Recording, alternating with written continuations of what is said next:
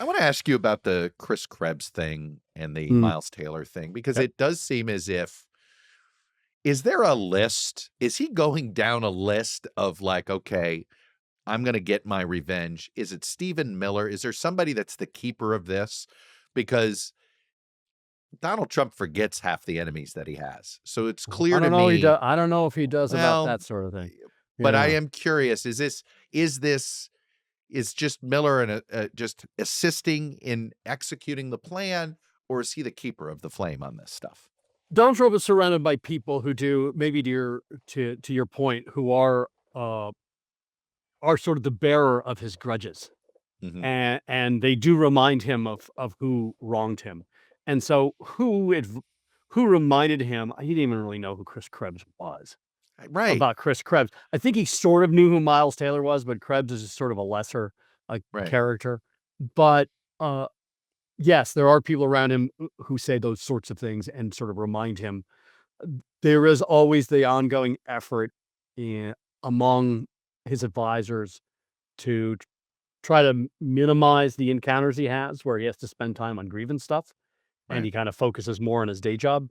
What I wonder about the investigations that he essentially authorized or called for Right. of Krebs and Taylor is how serious it's going to be. I know Pam Bondi. I've known her for a number of years. She used to be the Florida Attorney General. That's not really her style, but then again, this is Kash Patel, a name of someone who did keep an enemies list, who would be in charge or is going to be in charge of investigating this. So how wholehearted this is going to be is an open question. I don't know what they're going to find. What's the, are they really doing an investigation, or are they sending a message to any potential whistleblower in Trump 2.0? I think it's a little bit of both, but I Mhm. do think they're going to get visited by agents. They're going to have to lawyer up. A person I know, or some people I know from Trump 1.0, who got hauled before Congress, who had to hire lawyers, Right. and were never charged, are so bitter at what happened that even though what Trump is now doing with Krebs, who really had nothing to do with the Russia stuff. Yeah, all he did was say, hey, the election wasn't say stolen. the truth. Yeah. He told the truth. There is a faction in Trump world. There are some legitimately aggrieved people who are just out for blood. And that also populates sort of the broader Trump courts. Is that the role Todd Blanche is supposed to play at DOJ? That he's there to sort of make other people's lives miserable? I think that's probably more Kash Patel. He executes the investigations, but it seems like Blanche is. Blanche and Beauvais. Yeah. Brett, those are just people. Remember, Donald Trump wanted loyalists and people he could trust. And Todd Blanche, the Deputy Attorney General, really burned the ships to come work for Trump. He left. He had to leave a job from another law firm because law firms would not let their lawyers work for Donald Trump. Yeah. He basically sold everything, moved to Florida. He was all in. And so Blanche has also sort of internalized that same thing of it's us versus them. Yeah. Again, I'm not justifying it. No. Totally. Yeah. That's what I was curious. Like, how much of this is a piece of paper more to threaten the current, mid-level staffers who might get, ideas in their head that, hey, I work for the taxpayers. Maybe I ought to tell the truth, right? That happens for a lot of even political appointees. They sort of, they can feel the weight and they start to, waver. So it did feel like a message. I think it's just more. I think it's more revenge rather than foresight. You really think it's revenge? I just do. It's like whoever's around. And yes, it does sort of slippery slope stuff. It is. Slope stuff. It is. I think it sends a message. In addition to that, remember, they're not particularly worried in the broader Trump orbit here about whistleblowers and future lawsuits, because when this president leaves office, every single person who worked for him, whom he likes, is going to get a full and complete pardon for everything ever from now until the beginning of time. Every single person will get a pardon if I think so. Yeah. if he deems likes them worthy. If he Yes, I likes was them, just going to say. So if you turn on him at all, or you cause him in his head political harm, he may not give you that pardon. All right, let me I'm basically asking you to give me the internal temperature check on certain individuals here. We've been doing Howard Lutnick. We did Bobby Kennedy Jr. So let me ask about Elon Musk. to a degree. Yeah. I think Musk. What's remember, his Musk standing is right now?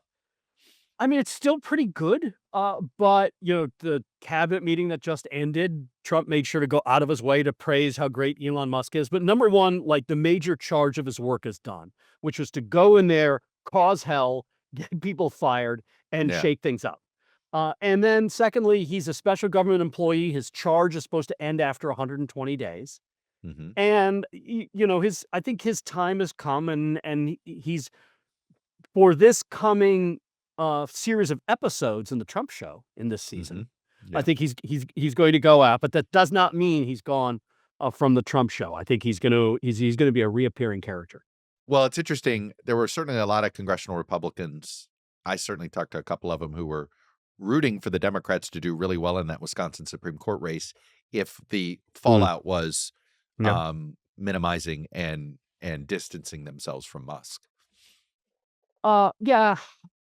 One of the smart things, or maybe it was one of the honest things that Musk's folks had done, I wrote the story at the time, is about 10 days before that election, they put out a memo saying if the Schimmel, I think is his name, the candidate for the Wisconsin Supreme Court, was more Trumpy, and if we got out the Trump voters, then he would win. So they were setting up the explanation for the loss. Yeah, correct. It wasn't Musk. I mean, but the Democrats have been bad on a lot of messaging, but one thing they've made sure to do is really kind of go after Musk. And Musk himself is just, he's picking fights with Peter Navarro, calling him Peter Retardo, right, on social media. That was not a typical thing. That I haven't talked to the chief of staff, Susie Waz, about it, but that's not the kind of thing that she would necessarily like. Right. That was the one thing she tried to minimize, was staff on staff crime, right? Correct. But Elon Musk is a different character, and when you talk to the rest of the staff about it, they'd be like, welcome to Trump world, right? This is how we play. Yeah. Let me ask you, Marco Rubio. Rising, falling, staying the same? Notably in the Wednesday, I'm not sure when this runs, cabinet meeting, Marco Rubio is seated at the right hand of the father. Yeah. So he's... Well, it is Secretary of State. It's usually, it is the cabinet post, the first cabinet post that becomes president, by the way, in the So the two guys that Donald Trump is in the White House are thrilled with is Rubio and Vance. And they have very similar... Just for their media performances, I assume. Their media performances, they both have the same quality of being able to describe very conservative, very Republican, very MAGA things, which, if other people had said it, would sound horrifying, and deliver it in a way. So both of them are in good stead. That having been said, there is, because it's Trump world, a faction, not in the White House, outside of the White House, that doesn't like Marco Rubio, that calls him a neocon and a war pig. Is that Laura Loomer and her Oppo research team? I think it's fair to say that Laura is probably more allied with the people who would like to see someone else in that position.